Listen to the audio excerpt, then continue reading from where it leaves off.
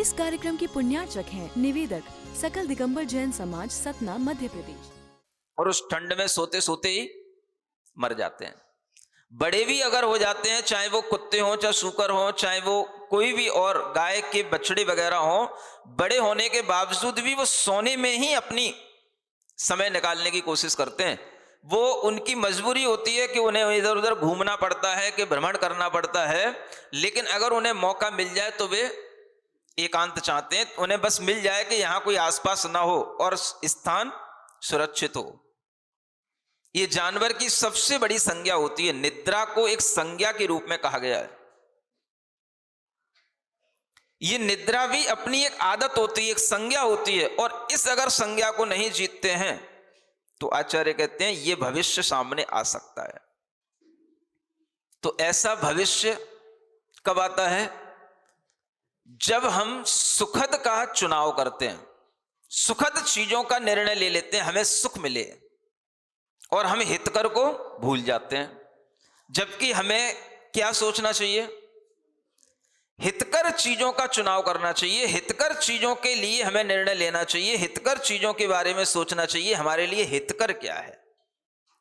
अगर हम उस ठंड में भी, रजाई के बीच में भी बैठ कर के नमोकार का जाप करने लग जाएं, ओम अरहम नमः का जाप करने लग जाएं, और उस रजाई में बैठकर के भी हम मन ही मन इन अरिहंत भगवान का ध्यान करने लग जाएं, और अगर चलो अरिहंत का ध्यान भी ना आए तो इन त्रियंच गति के दुखों का ध्यान करने लग जाएं, क्या चला जाएगा आपका? महाराज, सोने का मजा चला जाएगा। अब वो सोने का मजा आपके साथ कितना रहेगा? कभी आपने ऐसा किया है? ठंड की रातों में बैठ कर के कभी हम सोचें, मुनि महाराज कैसे ठंड में रात्रि व्यतीत करते हैं, त्रियंच कैसे ठंड में रात्रि व्यतीत करते हैं, जिनके पास में साधन नहीं होते हैं वो कैसे रात्रि व्यतीत करते हैं। हे भगवान, इनको ये जो दुख मिले हैं, ये दुख कहीं हमारी आत्मा को न मिल जाए, इसलिए भी जाप कर सकते हैं।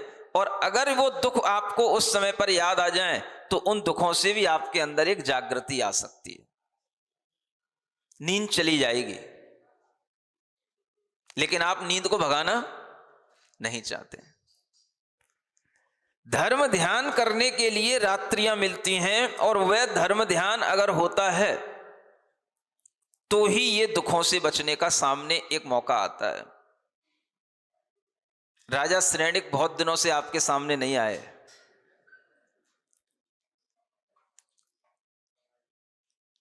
ये कुटिलताएं कई बार मन के अंदर आ जाती हैं, और ये कुटिलताओं के साथ में जीवन आपके साथ निकलता चला जाता है, और आप देखेंगे कि इन कुटिलताओं में भी बड़े बड़े राजा बह जाते हैं। त्रियंच गति की प्राप्ति किससे होती है? ये कुटिलताएं, मन की कुटिलताएं। आपको बताया गया था कि राजा श्रेणिक ने अपने जीवन में जब जैन धर्म के बारे में सीखा, जैन मुनियों को देखा, तो उसके बावजूद भी वह फिर से एक बार उनके मन में विचलन हो गया। इतना बताया था आपको। बौद्धों के कहने से उन राजा के मन में फिर से विचार आ गया कि हम जैन मुनियों की और परीक्षा करते हैं। तो उन्होंने क्या किया? घर में जहां पर जैन मुनियों को लाकर के उन्हें आहार आदि कराया जाता है, उस स्थान पर उन्होंने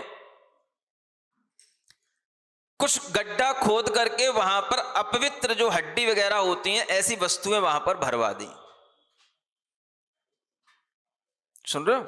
अब ये प्रक्रिया उस समय की है जिस समय पर अवधि ज्ञानी हुआ करते थे, प्रत्यक्ष ज्ञानी मुनि महाराज हुआ करते थे।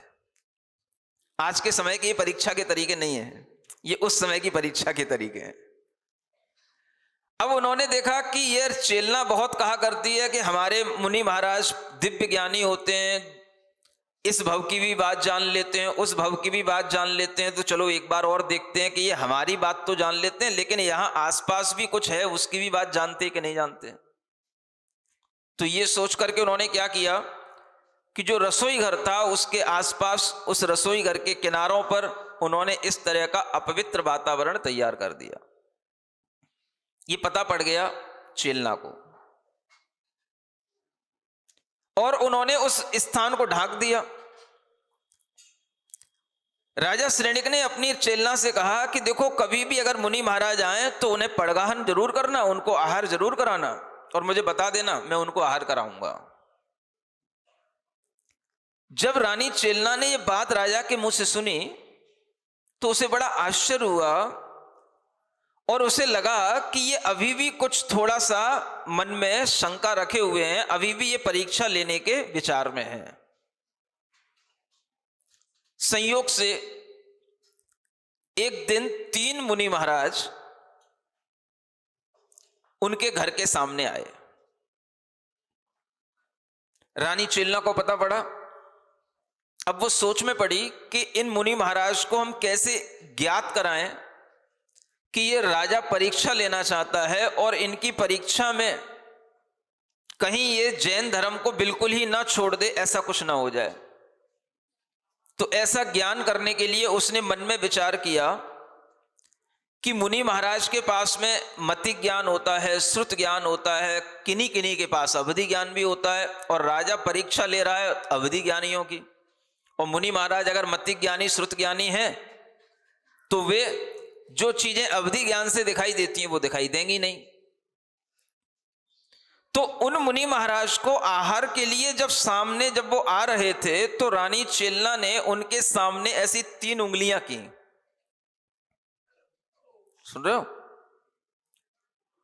उन 3 उंगलियों को देख करके उन मुनि महाराज ने समझ लिया कि ये क्या कहना चाह रही है। मतलब ये था, अगर आपके पास में 3 गुप्तियां होंगी तो तीसरा ज्ञान भी होगा। जिसे कहते हैं मनोगुप्ती, वचन गुप्ती, काय गुप्ती। अवधि ज्ञान होगा तो आप ये देख पाओगे कि यहां राजा ने क्या कर रखा है, और अवधि ज्ञान नहीं होगा तो आपको ये सब चीजें देखने में आएंगी नहीं। तो मुनि महाराज 3 आए और तीनों को उसने 3 उंगलियां करके दिखाई और तीनों मुनि महाराज लौट गए उसको 2 उंगलियां दिखा करके। क्या दिखा करके? 2 उंगलियां दिखा करके। माने हमारे पास में 3 गुप्तियां नहीं है, 2 गुप्तियां हैं, या यूं कह लो कि हमारे पास में 3 ज्ञान नहीं है, 2 ज्ञान है। हम मति ज्ञान और श्रुत ज्ञान वाले हैं। तुम्हें आहार कराना हो तो कराओ, नहीं कराना तो मैं जा रहा हूं। समझ आ रहा है?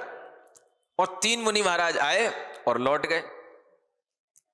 फिर एक मुनि महाराज आए और उस समय पर फिर उसने 3 उंगलियां दिखाई तो वो मुनि महाराज पड़क गए। उनको अवधि ज्ञान था और वो पढ़ करके जब वो अपने स्थान तक पहुंचे तो वहां पहुंच करके लौट आए। और जब लौट आए तो लौटते समय राजा श्रेणिक ने पूछ लिया, महाराज क्या हो गया? तो महाराज ने कहा, कुछ नहीं, आपका ये जो स्थान था वो अपवित्र था, इस कारण से वो हमारे आहार के योग्य नहीं था, हम इसलिए लौट आए। तो राजा श्रेणिक को ये तो पता पड़ गया कि मुनि महाराज को ये स्थान हमारा ज्ञात हो गया, लेकिन उसे ये समझ नहीं आया कि वो जो 3 आए थे वो कैसे लौट गए, वो नहीं समझ पाया। तो वह एक एक करके उन तीनों मुनि महाराज के पास गया। अब मैं आपको उन मुनि महाराज की बात बता रहा हूं कि जिन्होंने ये कहा था कि मेरे पास काय गुप्ती नहीं है। तो वह राजा उनसे पूछता है कि आपके पास काय गुप्ती नहीं है, इसका मतलब क्या है? काय गुप्ती कैसे नहीं है? तो मुनि महाराज उससे कहते हैं, मैं एक बार शमशान में तपस्या कर रहा था, लेटा था, शवासन लगा करके मैं तप कर रहा था, और उसी समय पर एक मंत्रवादी आया जो मंत्र तंत्रों की सिद्धि करते हैं। ऐसा एक व्यक्ति आया और उस व्यक्ति ने आकर के देखा कि यहां पर हमें कोई भी पूरा सब चाहिए था, उसको मंत्र सिद्धि करने के लिए सब चाहिए पड़ते हैं, कपाल चाहिए पड़ते हैं। तो वह उसको ढूंढने के लिए वहां आया तो उसने देखा कि यहां पर यह सब अच्छा पड़ा हुआ है। कौन सा? मुनि महाराज का। तो उसने क्या किया, वो जो सिद्धि का तरीका होता है कि किसी की खोपड़ी कहीं से लेकर के आया और उसने वो खोपड़ी लगा करके उस सबके ऊपर, सिर के ऊपर वो खोपड़ी लगा दी। और वो एक सिद्धि करने का तरीका होता है कि उसमें वह कोई चीज बना रहा है, मानो खीर बना रहा है। इस सिद्धि करने के तरह तरह के तंत्र मंत्र के तरीके होते हैं। अब वह उस तरीके से उस खोपड़ी में क्या बना रहा है, कोई भी चीज रांध रहा है, खीर बना रहा है, और उसके लिए, बनाने के लिए उसने उसमें आग लगा दी। ऐसा करने से उसे मंत्र सिद्धि होती। अब क्या हुआ, मुनि महाराज थे, लेटे हुए थे, उसने क्या समझा कि ये सब पड़ा हुआ है। एक खोपड़ी उनकी खोपड़ी के आगे लगा करके उसका बर्तन बना दिया और उसने आग लगा करके उसमें अपनी चीजें बनाना शुरू कर दिया। रात्रि है, अंधकार है, अपना मंत्र पढ़ रहा है, हुम फट स्वाहा हुम फट। अब इधर क्या हुआ, अब मुनि महाराज थे, अब क्या करें, उठ के भाग नहीं सकते, लेटे हैं तो लेटे हैं। अब उसने आग लगा दी और वो आग लगते लगते अब खोपड़ी के पास तक आ गई। माने उस खोपड़ी में जलते जलते वो अपनी खोपड़ी तक आ गई, और उस आग में उनका जब सिर जलने लग गया तो अपने आप वह जो हंडी उसके ऊपर रखी हुई थी, वो सिर के हिलने से, वो खोपड़ी के हिलने से वो सब हिल गया और वो गिर गई। सुना, इधर वो खोपड़ी हिल गई, हंडी गिर गई, और जैसे ही वो गिरी तो वो तो दौड़ा भागा, क्योंकि उसे लगा कि कोई विद्या सिद्ध हो गई, कोई भूत आ गया, और वह डर के मारे वो तो भागा। और इधर क्या हुआ, ये अधजली अवस्था में उधर रात्रि में पड़े रहे। सुबह हो गई, और सुबह होने के बाद में जब लोगों ने इधर उधर जाकर के देखा और किसी तरह से पता पड़ा कि ऐसे एक मुनि महाराज वहां पर जिनका सिर जल रहा है, ऐसी स्थिति में पड़े हुए हैं, तो फिर वहां के लोगों ने आकर के देखा, और आकर के देखा तो वह वास्तव में मुनि महाराज जीवित थे, उनका सिर जल रहा था, और वह मुनि महाराज को उठा करके लाए और उनकी चिकित्सा की और उनको अच्छे ढंग से उनकी सेवा करने के लिए तत्पर हो गए। अब ये क्या हुआ, ये काय गुप्ती का अभाव हो गया। काय गुप्ती समझ रहे हो, कुछ भी हो जाए शरीर हिलना नहीं चाहिए। ये कई बार इस तरीके की गुप्तियों के अभाव होने पर क्या होता है, जो अवधि ज्ञान आदि बड़ी बड़ी रिद्धियां होनी चाहिए वो नहीं हो पाती।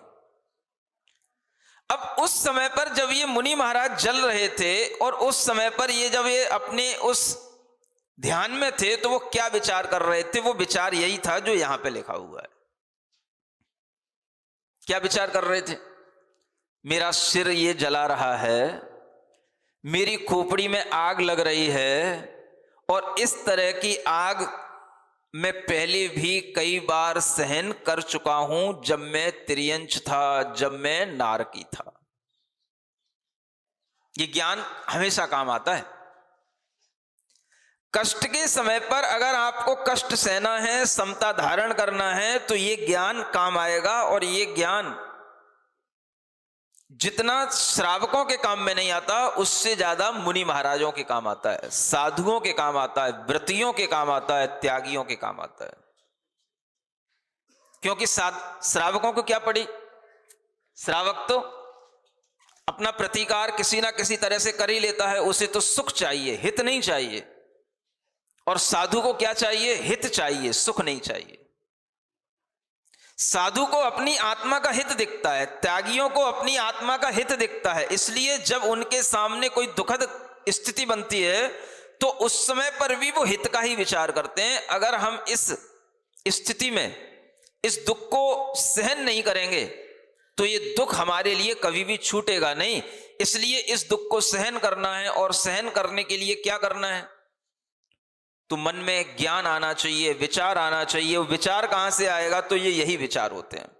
तुमने त्रियंच पर्याय में अनंत बार ऐसे दुखों को सहन करके मरण किया है, इसलिए एक बार जागृत होकर के तुम इन दुखों को सहन कर लोगे तो आगे के लिए तुम्हें कभी भी ऐसे दुखों को सहन करना नहीं पड़ेगा। समता इसी से आती है। ऐसी समता भाव का परिणाम आपके लिए चाहे ठंड हो चाहे गर्मी हो, किसी भी स्थिति में बन सकता है।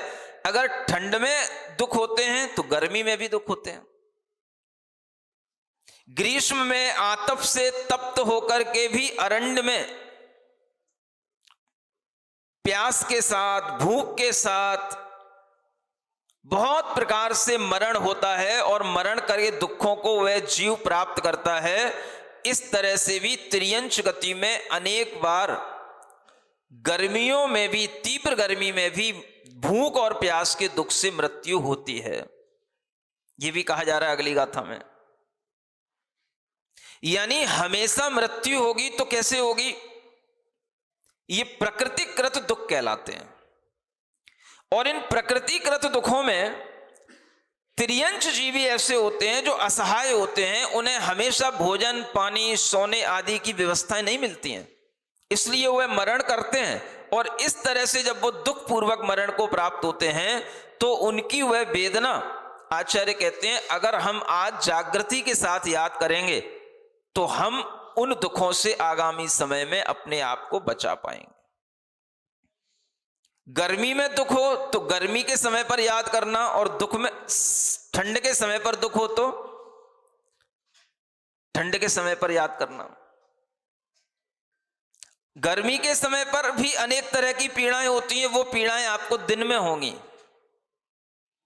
और ठंड के समय पर अगर कोई पीड़ा होगी तो वो रात में बढ़ेगी।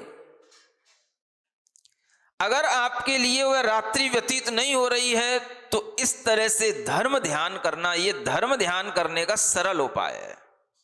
दूसरे दुखी जीवों के दुख का चिंतन करना,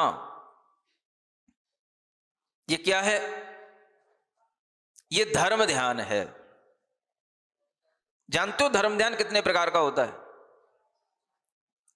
4 प्रकार का होता है। कौन कौन सा? आज्ञा विचय धर्म ध्यान, अपाय विचय धर्म ध्यान, विपाक विचय धर्म ध्यान और संस्थान विचय धर्म ध्यान। अब ये विचय क्या है?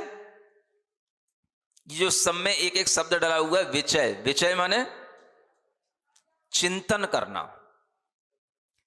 जिस समय पर आपका मन जिस तरह की चीज का चिंतन करेगा उसी तरह से आपके ध्यान का भाव आएगा कि वो ध्यान आपके लिए कैसा हो रहा है। अगर आप भगवान की आज्ञा का चिंतन करते हैं तो वो आज्ञा विचय धर्म ध्यान है। अगर आप भगवान के द्वारा बताए गए इन जीवों के दुखों का चिंतन करते हैं तो ये अपाय विचय धर्म ध्यान कहलाता है कि जीव किस किस तरह से कहां कहां दुख को प्राप्त हैं। इस चिंतन का नाम क्या है? अपाय विचय धर्म ध्यान। दूसरों के दुख का चिंतन करना, ये दुख हे भगवान जीव कैसे सहन करते हैं। आपकी नींद नहीं आती है, आप डर जाते हो, नींद की गोलियां खाते हो, वो सब आर्त ध्यान होता है। अगर नींद नहीं आती है तो उस नींद नहीं आने को भी आप एक अच्छी अपॉर्चुनिटी मान सकते हो। नींद नहीं आ रही है, क्या करें? धर्म ध्यान करो। त्रियंच गति में जो दुख मिल रहे हैं उनका चिंतन करो। नरक गति में जो दुख मिलते हैं उनका चिंतन करो। मनुष्य गति में जो दुख मिल रहे हैं उनका चिंतन करो। और ऐसा चिंतन करने से क्या होगा? जो आपका दुख है वो दुख आप भूल जाओगे। ये अपाय विचय धर्म ध्यान है।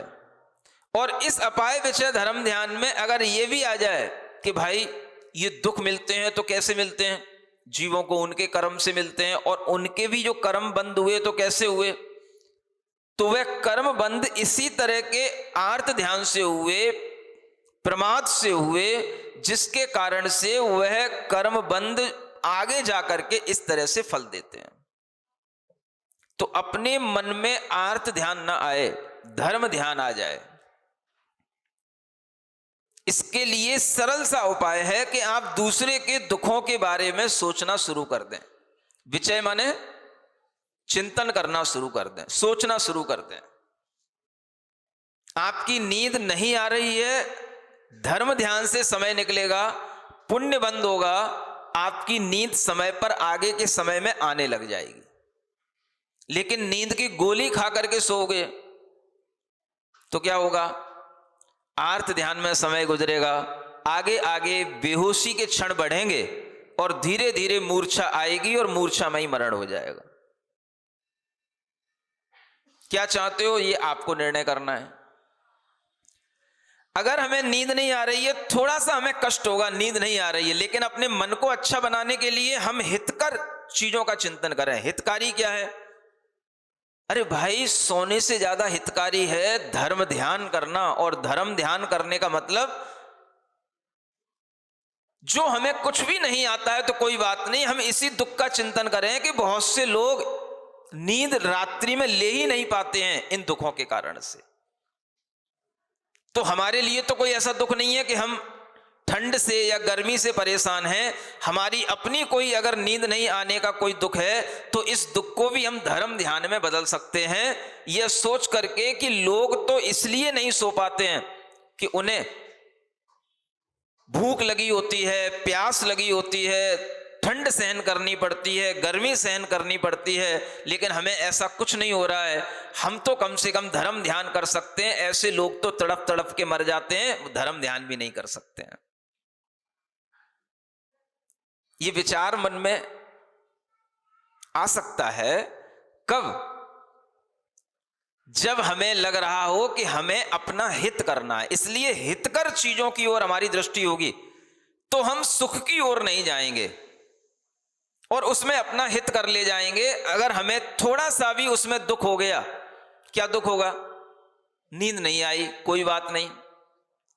ऐसा कोई भी मनुष्य का शरीर नहीं होता अगर वो थका हुआ हो उसको नींद ना आए। आप एक बार धर्म ध्यान करके देखो, और धर्म ध्यान से आप अपने अंदर एक थकान महसूस करो, और वह धर्म ध्यान करते करते आपके लिए अपने आप लगने लग जाएगा कि हमें नींद आ रही है, और नींद आ जाएगी आपको। ये सोचते सोचते कि नींद नहीं आ रही है, नींद नहीं आ रही है, ये क्या है? ये आर्त ध्यान है। और ये सोच लेना कि नींद नहीं आ रही है अच्छी बात है, क्या करना है? धर्म ध्यान करना है। नमो रंताड़म नमो सिद्धाड़म करना है। कुछ नहीं आता है, इतना तो आता है। इसमें मन ना लगे तो जीव, जो इधर उधर दुखी जीव हैं उनके बारे में चिंतन करना। ये जैसे ही चिंतन होगा आपका मन स्वस्थ हो जाएगा और अपने आप साता का उदय होगा तो निद्रा आ जाएगी। क्योंकि धर्म ध्यान करोगे तो साता के परिणाम होंगे, साता के परिणाम होंगे तो निद्रा के परिणाम आ जाएंगे। निद्रा हमेशा साता वेदनी के उदय के साथ आती है, ऐसा सिद्धांत कहता है। और ये सिद्धांत आपको पता नहीं होते, इसलिए जो लोग ऐसा चिल्लाते रहेंगे नींद नहीं आ रही, इधर उधर दौड़ रहे हैं, इधर उधर भाग रहे हैं, ये खा रहे हैं, वो गोलियां खा रहे हैं, वो आर्त ध्यान कर रहे हैं, दुख में मर रहे हैं और दुख में ही मरेंगे। इसलिए मन को स्वस्थ बनाना है तो क्या करना? धर्म ध्यान करना। मन की स्वस्थता आर्त ध्यान से नहीं होती है। आर्त ध्यान माने दुख का ध्यान, और धर्म ध्यान माने हित का ध्यान। सुख का ध्यान अभी नहीं कहेंगे। जब आप हितकारी चीज में लगोगे तो आगे चल करके, माने उस दिन आपको भले ही नींद ना आए लेकिन अगले दिन नींद आएगी, 2 दिन ना आए तीसरे दिन आएगी, सुखद आपको मिलेगा। लेकिन पहले आपको थोड़ा सा दुख महसूस करना, दुख झेलना पड़ेगा। अगर धर्म ध्यान के साथ थोड़ा सा दुख झेल करके लंबे समय तक हम सुखी रहना चाहते हैं तो हम समझते हैं ये ज्यादा अच्छी चीज है, इस विकल्प को चुनना ज्यादा अच्छा है, बजाय इसके कि हम तत्काल में नींद की गोलियां खा करके सुखी होकर के अपने को आगे के लिए भी नींद में डालना चाहते हैं और आर्त ध्यान में डाल करके अपने जीवन को दुखी बनाना चाहते हैं। ये ज्यादा अच्छा विकल्प नहीं होगा। अच्छा विकल्प क्या होगा? थोड़ा सा रोग में भी, कष्ट में भी धर्म ध्यान करके उस समय को निकालना, समता के साथ में अपने अंदर धर्म ध्यान के भाव से साता का बंध करना, यह ज्यादा अच्छा विकल्प है। समझ पा रहे हो ना? इसलिए हितकारी चीजों में प्रारंभ में कैसा लगेगा? कष्ट लगेगा। घर के सब लोग तो सो रहे हैं, घुर्राटों की आवाजें आ रही हैं, एक हम ही हैं, नींद भी नसीब नहीं है।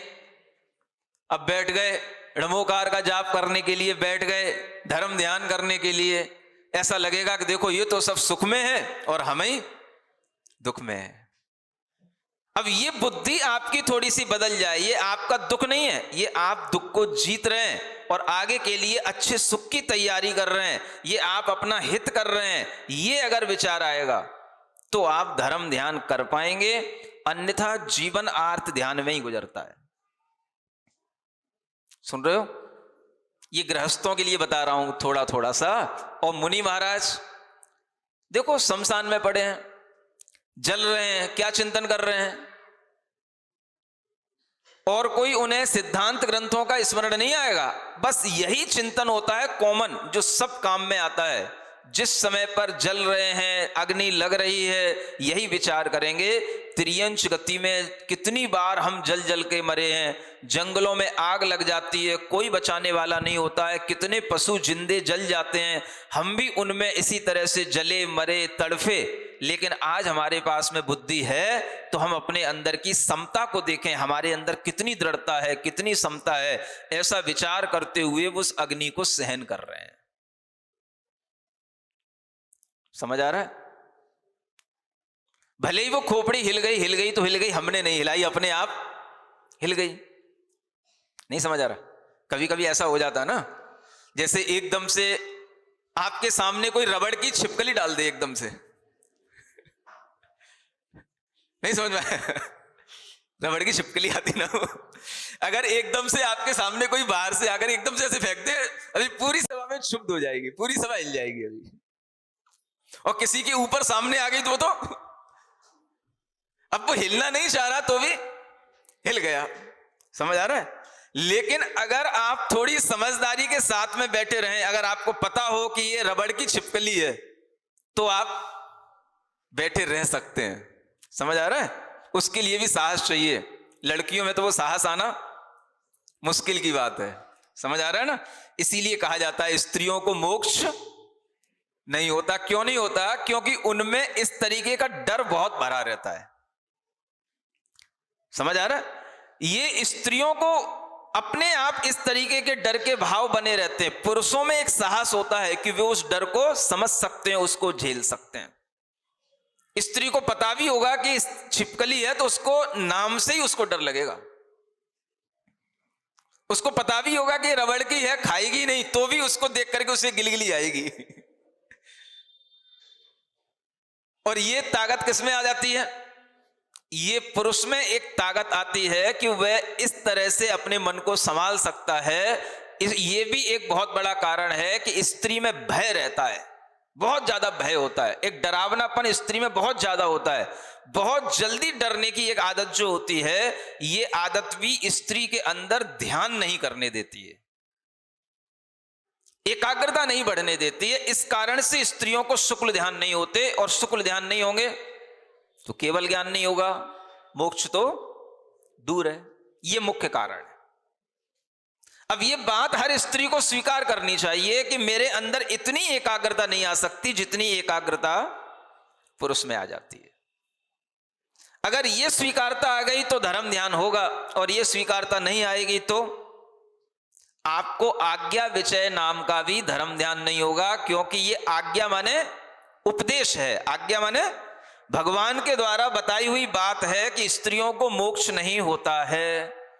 अब स्त्रियां भी केवल इस बात का चिंतन करें कि हमको मोक्ष क्यों नहीं होता है, और जैसा भगवान ने कहा है वैसा चिंतन करेंगे, तो इसका नाम है आज्ञा विचय धर्म ध्यान। अब देखो ये धर्म ध्यान कितना सिंपल है। आप अपनी कमजोरियों के बारे में चिंतन करें। मुझे स्त्री पर्याय मिली है, मैं इतना ध्यान मुझे स्त्री पर्याय में कभी नहीं हो सकता। भले ही पंचम काल में किसी को शुक्ल ध्यान नहीं होता, लेकिन अगर मैं चौथे काल में भी होती तो भी मुझको शुक्ल ध्यान नहीं हो सकता। इतनी स्त्री पर्याय की विडंबना है, क्योंकि स्त्री पर्याय क्षण क्षण में भीतर से डरती है। उसके शरीर को लेकर के, उसकी अपनी मानसिकताओं को लेकर के उसे क्षण क्षण में डर लगता है, इसलिए उसके अंदर स्थिरता नहीं आती। ऐसा विचार करना भी धर्म ध्यान है। सुन रहे हो कि नहीं? ये धर्म ध्यान के तरीके हैं, आसान तरीके, और यही आसान तरीके आपको बताए जा रहे हैं। इन्हीं आसान तरीकों को अरहम योग के माध्यम से सिखाया जाता है।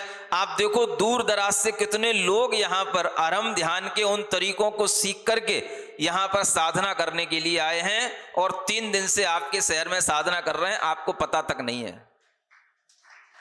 सैकड़ों लोग। आपकी महफिल अलग है, उनकी महफिल अलग है, लेकिन ये बात अलग है, मैं दोनों महफिलों में अटेंड कर रहा हूं।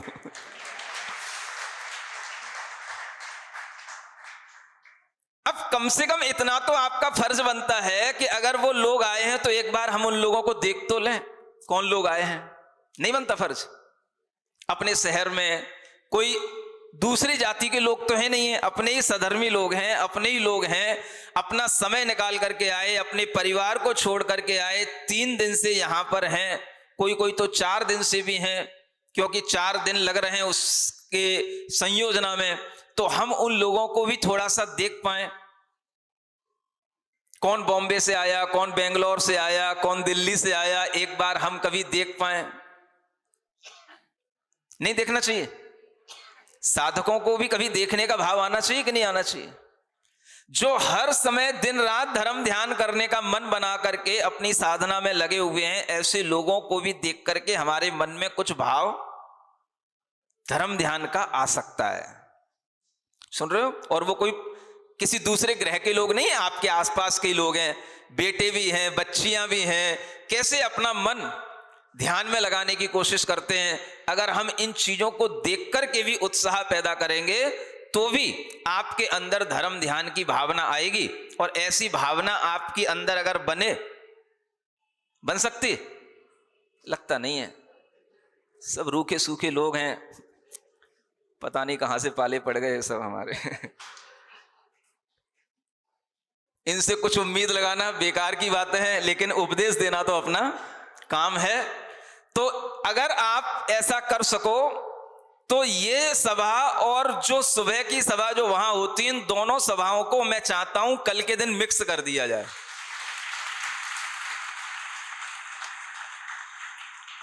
समझ आ रहा है?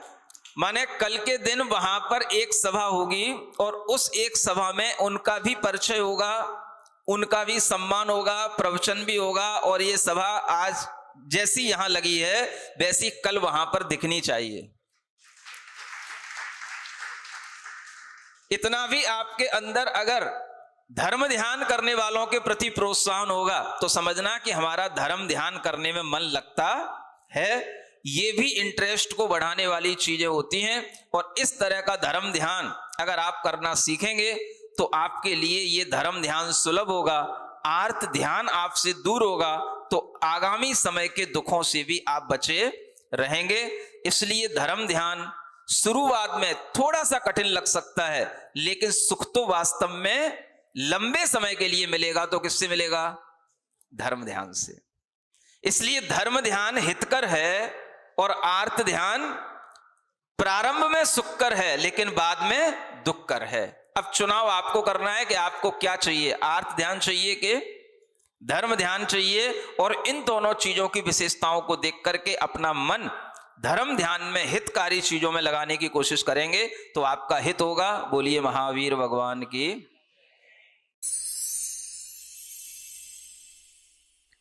सिरिजिणवाणी जग कल्याणी जग जन मदतम मोहरी जनमण हारी गढ़हर हारी जम जरा भव रोग हरि तिथिय राणम दिव्य झुणिम जो पड़ई सुणै मय्ये धारै णाणं सौखमणन्तं धर्य सासदमोक्षपदं पावै सासदमोक्षपदं पावै।